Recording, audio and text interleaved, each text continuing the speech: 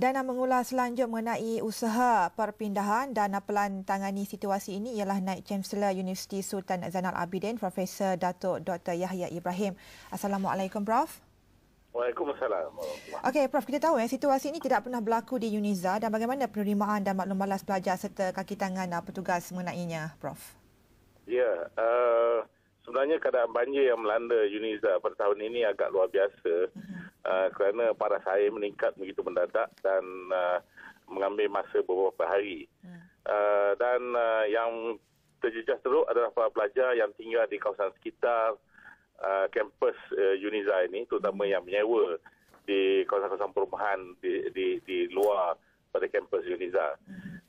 Manakala yang di dalam kampus di kawasan asrama juga ditenggelami air, tapi kita tak ada masalah sebab keadaan di dalam asrama terkawal dan mereka masih boleh bergerak walaupun air setinggi paras lutut. Jadi mereka masih boleh ke kantin dan sebagainya untuk mendapat bekalan makanan. Bagi pelajar yang tinggal di luar itu, kita seramai 77 orang semalam. Kita telah hantar anggota Brigade Banjir daripada UNIZA dan mereka telah diselamatkan dan mereka dibawa masuk ke asrama. Jadi semuanya tinggal di asrama dan mendapat bantuan serta bekalan makanan yang sewajarnya. Tapi ada beberapa rumah yang memang tidak sempat pelajar-pelajar tersebut menyelamatkan harta benda mereka, termasuk buku-buku, pakaian dan sebagainya.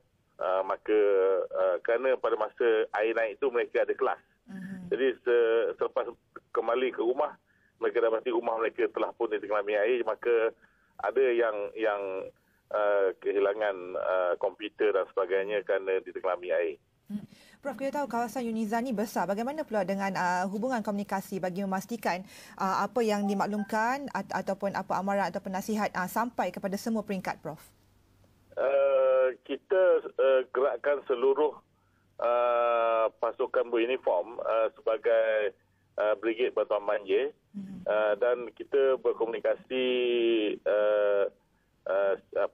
ada alat komunikasi dalaman dan juga melalui telefon tak ada masalah di sini.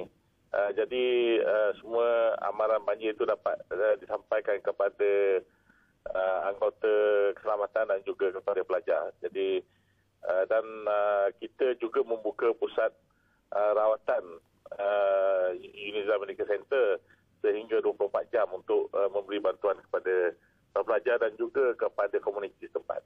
Okey, baik, terima kasih, Prof, atas maklumat yang diberikan. Kami doakan agar semuanya selamat di sana.